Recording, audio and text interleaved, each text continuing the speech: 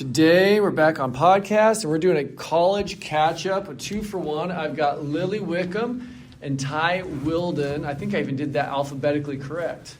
There you go. So we're just going to catch up with where they're both at. Both of them grew up here in the ward and have had a lot of fun memories here in the ward. In fact, both of them were over in Carmel Valley ward with me when we all lived in Carmel Valley and bounced around and followed you around. So Lily, let's start with you. So tell us, where you're at now, how old you are, where you're at in college, stuff like that, and then we'll work backward. Okay. I'm 22. I'm at BYU studying cellular biology, and I'm a pre-med student, so I have about 2 more years, and then I'll get to apply to med school and do all that fun stuff. So that's where I'm at now. Do you have an idea right now what you'd like to do with med school?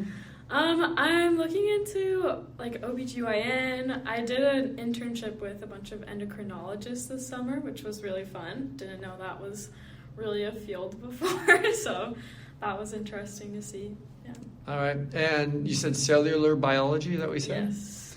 What's appealing about that as a major, if anybody else is interested? It's a lot of anatomy and physiology, so there's a lot of fun classes.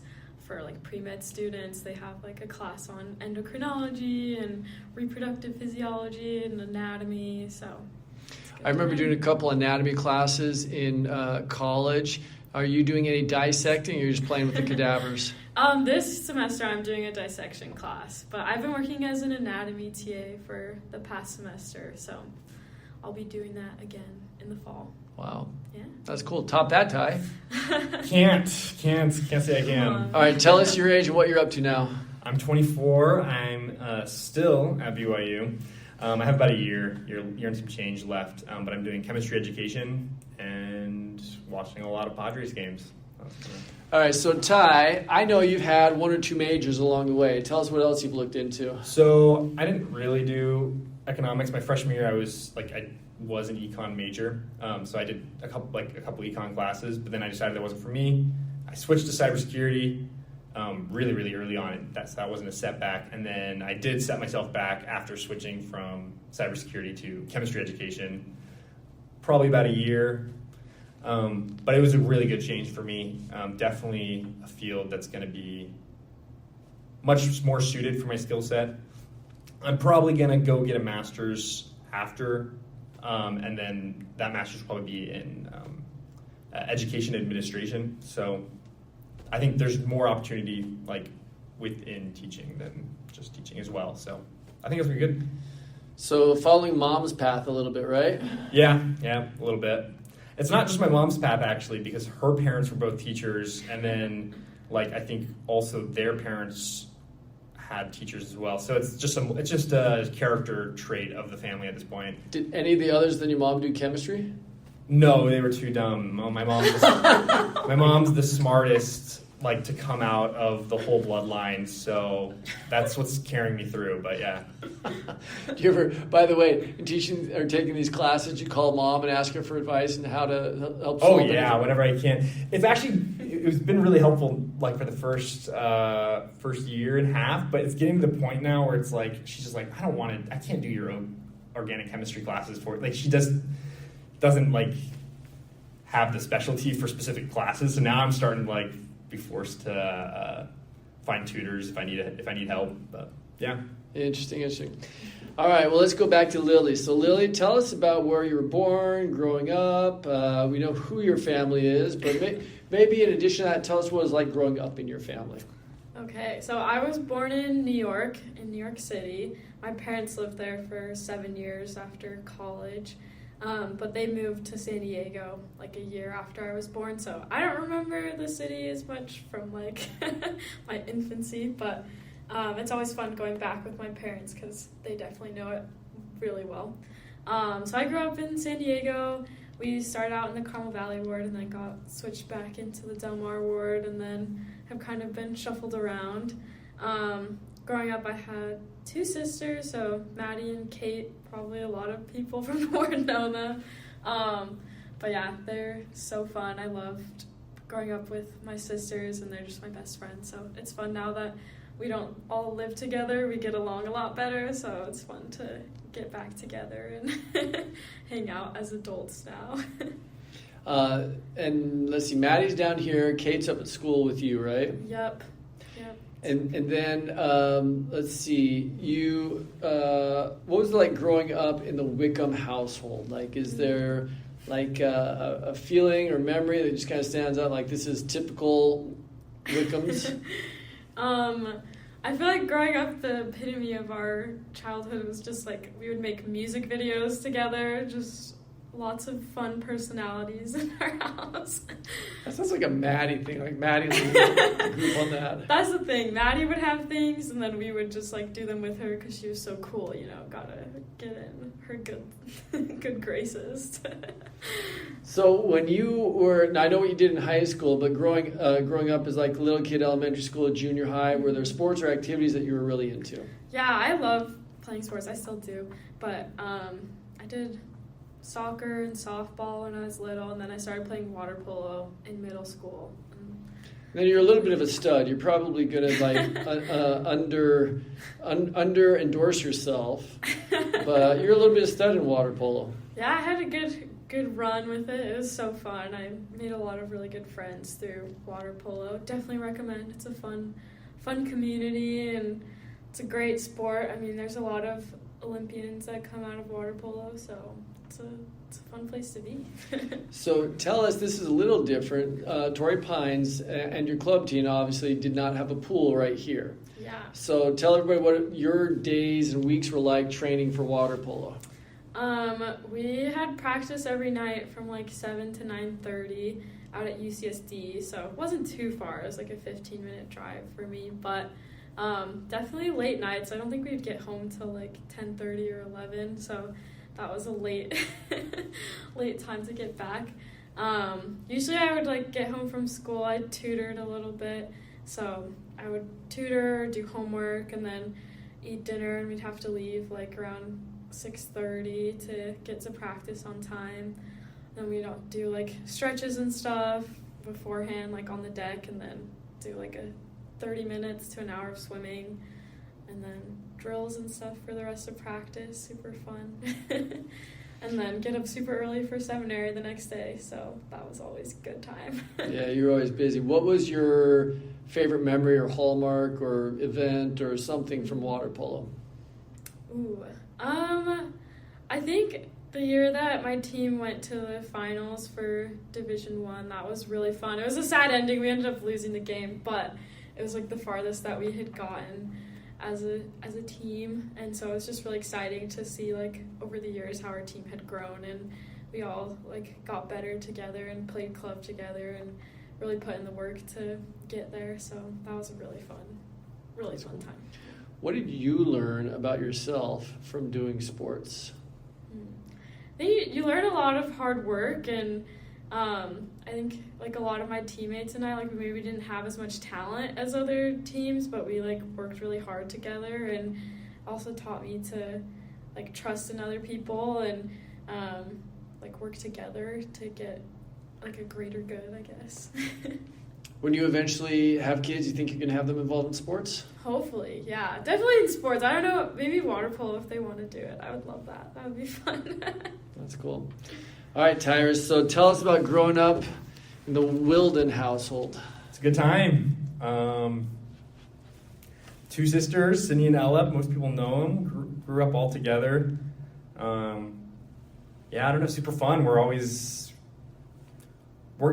actually a lot of hard work. My parents both work, so they both work pretty hard, and they come home and have dinner and then go to bed. It was like most nights, but lots of fun on weekends, watching sports together. When Cindy and Ella got bored of sports, like doing something fun outside. As kids, we played at the park like all the time. That was like our thing. We'd always just go to the park. Wade would take us to the park. Angela would take us to the park. So that was kind of the energy. I was born in Oklahoma, and when we moved here, we lived in Oceanside for a while. So I remember a lot of like my childhood in Oceanside. So that was kind of fun too. I know you guys did a lot of jacuzzi hopping. Jacuzzi hopping. Tell us about jacuzzis in your lifestyle. I wouldn't say it's a lifestyle. I think you have a jacuzzi lifestyle. I think it's just that Wade gets stir crazy and wants to go do something, but he doesn't want to like go like spend a bunch of money every day. So he gets home from work and wants to do something. So we kind of just go find a hot tub, whether that be like in the community or another community or elsewhere. Yeah, but that's not common anymore. Since we've lived in the house we've been in for like I don't know 10 plus years, we've had the community hot tub that we stick to. So all right. What's the most embarrassing thing you did as a kid? Ooh, now you really do need Sydney here to like out me. I'm trying. Most embarrassing, I would say, definitely my fashion sense. Probably, even today I'm not great at it. But I had some wacky outfits I would wear because I would just put on whatever I could find that day, and so I'd probably go to school and. I don't know. The most famous one is I wore a green T-shirt and like some plaid orange shorts, but not like rip curl like nice. They were like Costco like very not high quality shorts, and she called it my pumpkin outfit. So that was the one that stuck. I was so bad because it was the green top and the orange bottom. Right. Oh, that's hilarious. Then your sports career, tell us about that. I know, but share with people what you did growing up. I played basketball. Definitely was a bench warmer for my career. Torrey Pines is a good basketball team. So, but it was a ton of fun. I mean, I actually have quite a few players that are in the NBA that I've played in games against. So there's, playing high-level competition meant I didn't play as many minutes as I would have loved to at the time, but it was a pretty unique and awesome experience. When you were a senior, you were the hype meister for the pretty much the whole school, I think. ASB, I was in student leadership. I was this athletics commissioner. I was kind of everywhere. I did a lot of after-school activities. That was kind of my thing. I didn't, Angela was staying after to work, and we had to do something fun, so set up the football game audio, whatever it was. That's true. Okay, let's see. Favorite high school memory, Lily? Oh, gosh. That's hard. I feel like that was so long ago now. I think just, hanging out with my friends at lunch, it's just so fun getting to eat outside every day in California. I don't know. I'm trying to think of. You guys on campus or off campus? You're talking about on campus. We just go to the parking lot and camp out on the planters. That's true. How about you, Wade? Wade, Ty. If Emily Peterson is listening, I'll apologize to her in advance because this is a Ty, Ted, and John's story. But we were driving over from seminary to the school, and Ted decided to skateboard by hanging onto the back of John's Jeep. And this part isn't funny, but how it kind of proceeded, because he didn't get hurt, was pretty funny. But he kind of slingshotted up ahead of the car on accident, and then John fully, ran him over. His whole leg and shoulder, both tires, full run over. And, John hits the brake, stops in the intersection, and Ted, I'm looking in the mirror, and Ted pops up, gets in the car, and goes, "Dude, you just ran me over." And, they were scared for a while. It was a couple of hours later that he'd gotten checked up and was fine. But so it wasn't really funny in the moment, but dude, it was really funny to reflect on. So did he have tire marks on? Yeah, his shirt was had a tire tread mark going up, and I was like, did Emily never find out? Oh no, she found it instantly. He went to the hospital. Yeah, she came and picked him up, and they went to the hospital. And I had class with John right after, and he just came into class and was mortified. He was horrified. He was so scared, and I was we kind of knew he was okay, and I was just kind of giving him a hard time, how could you run over your brother? And he goes, stop it. So it was pretty funny now, but at the time it was pretty wild. That's a good one. All right, favorite young women, young men's activity, camp out, event, whatever. What do you remember, Lily? Oh, has to be the Young Women's Camp where we went. Sister Madsen took us to Bishop, California, up in Mammoth. That was so fun, and it was just a really fun time to get to do a ward girls camp, and all the activities were fun. The hikes were amazing. I don't know, I hadn't really spent a lot of time up in Northern California, especially in the mountains, so it was really special getting to just see all the beautiful things up there and actually do fun hikes other than the cross hike up at the campsite. That was cool. And for the record, Ty, they had amazing food. So good. Amazing food. All right, how about you? I've got plenty of scouting experiences to share. Not all of which are very kosher. I know. But my personal best experiences were Catalina Island trip. We did a week at Camp Emerald Bay on Catalina Island, and I was pretty through all my scouting merit badges and everything I needed at that point. So I did the advanced scuba certification there, and we literally just scuba dived every day that week at Catalina in the summer. It was amazing. And then probably a close second would be the Colorado River trip. We dropped in at the Hoover Dam and kayaked the Colorado River. That one was really fun. So those were my most fun experiences. I wouldn't say they're probably my best stories, though. I have some... After the fact, somebody has to come ask you about being left behind on a campground. That story is crazier in retrospect, believe it or not, now that I'm older. But yeah, come ask me in person. That is a good one. Off the record. Off the record. Can't be on the record. Names cannot be disclosed.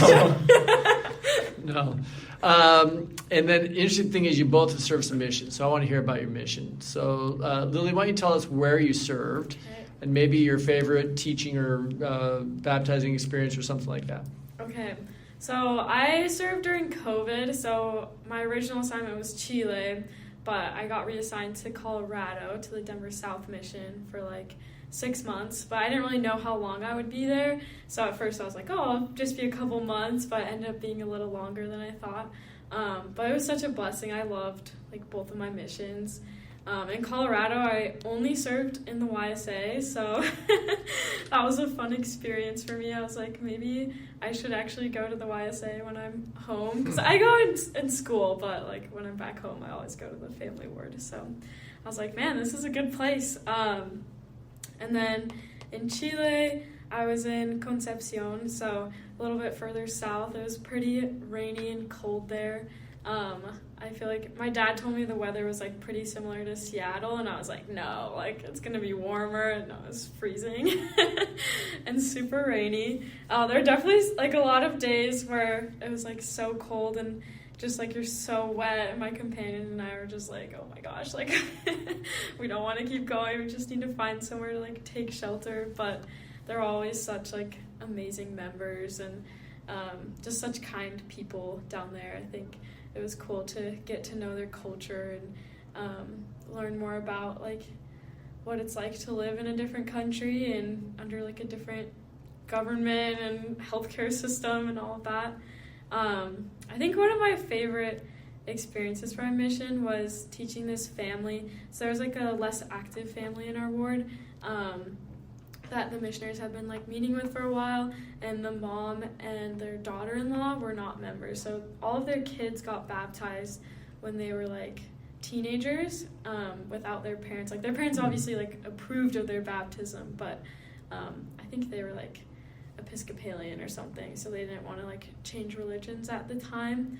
But their kids were so awesome, and their daughter Myra was the one that introduced the missionaries to their mom. But they had a lot of questions about the church and just a lot of doubts, and so we met with them for 2 transfers, and the missionaries had been meeting with them since COVID basically, so it'd been a while that they'd been working with them. And it was just kind of crazy the way that they kind of gained their testimony, because we definitely felt the spirit in all of our lessons, but there was one specific lesson where we felt we needed to go over Joseph Smith with them and really help them gain a testimony of him as a prophet. And so we watched the Joseph Smith First Vision video with them, and the spirit was just so strong, and it really touched my companion and my hearts. And it touched their hearts too, and after they watched the video, they were we're ready to get baptized. And it was so amazing to see them change and make those changes in their lives that they had to be able to get baptized. And to be able to like be with them for that whole journey was so beautiful. And I don't know, I'm really glad that we like listened to the Spirit and felt like we needed to like go over the prophet Joseph Smith again, even though we'd already taught them like the first vision like so many times and like gone over all of those things with them. Like clearly like God knew what they needed and he helped us find that as well. That's really cool. Ty, you had a little bit different mission. Very, very different experience. Where were you? I was in the Philippines Luwag mission. So that's the northern tip of Luzon, the main island that Manila's on, but not close to Manila, very far. The story I'll share that's probably the most spiritually uplifting story, maybe not the funniest or the one of my more crazy experiences. It was early in my mission, and the start of my mission was very difficult.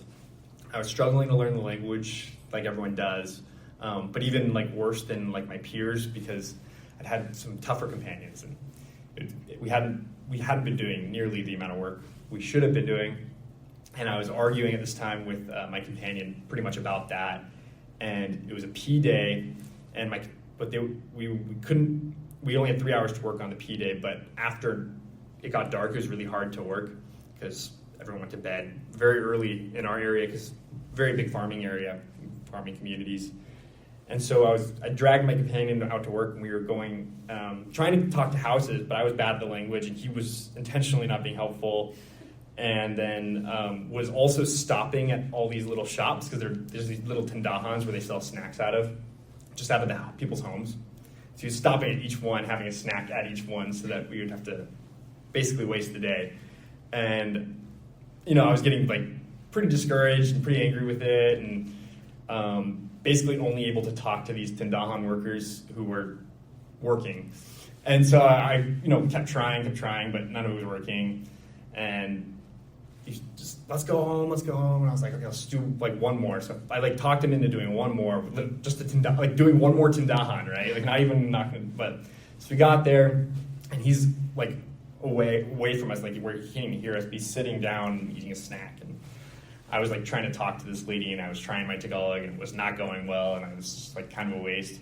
And then it was like I started trying. She's talking back to me in Tagalog, and then it wasn't going well, and she just switched to English for me, which was nice of her. But I was, most people there are really good with English, but frustrating for me. So I was like, wasn't good enough. And she's like, "You're Mormons, right?" And I was like, "Yeah, we're Mormons." Like, oh, whatever. And you don't drink, the ones who don't drink coffee? And we're like, "Yeah, we're the ones who don't drink coffee." And she's like, "I want to get baptized." I was like, "Oh, okay, yeah, we did it." Like, well, how is that gonna? She was 18 when she met the missionaries in Manila, and she'd wanted to get baptized then, but her parents didn't want her to.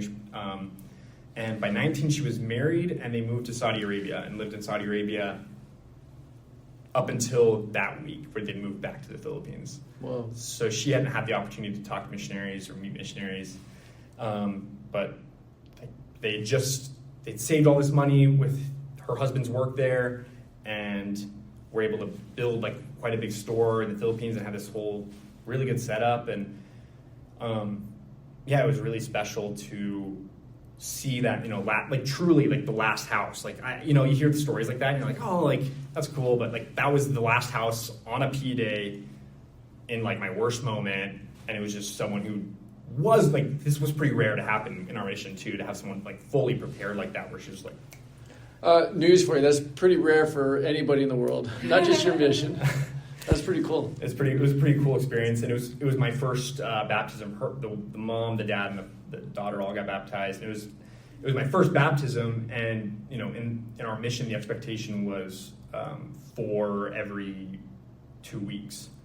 That was like the baseline, and like I hadn't had 0 up to that point, right? So there was a lot of discouragement, and so that was a really uplifting experience that really turned my whole mission around from there, and gave a lot of motivation and learned the language, and things were great after that. That's cool.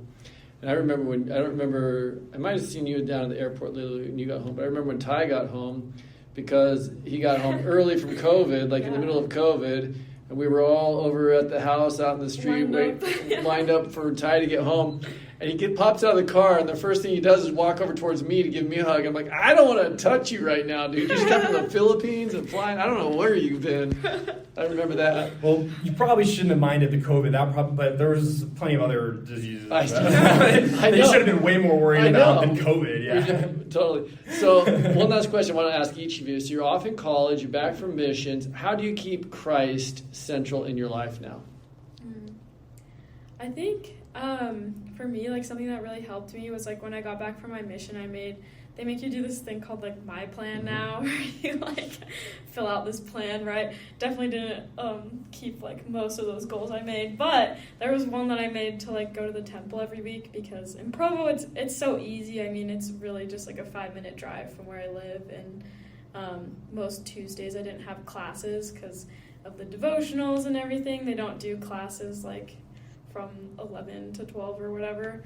And so I just decided to like make that a goal, and I feel like it helped me just throughout the week to like have like another day where I like took time to like go to the Lord and like talk with him in the temple, aside from just like Sundays going to church. And it helped me like focus again throughout the week and just have that little time by myself in the temple. And I think also just like keeping up with scripture study has been really helpful.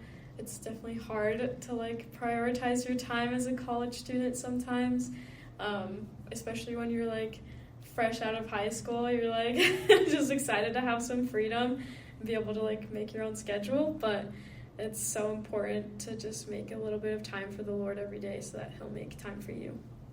I love that. Thanks for sharing that. How about you, Ty? What was the question again? Being in college and this point in your life now, how do you keep Christ in central in your life, or a relationship with Jesus? I would say one of the best things that's been helpful for me is actually just exercise.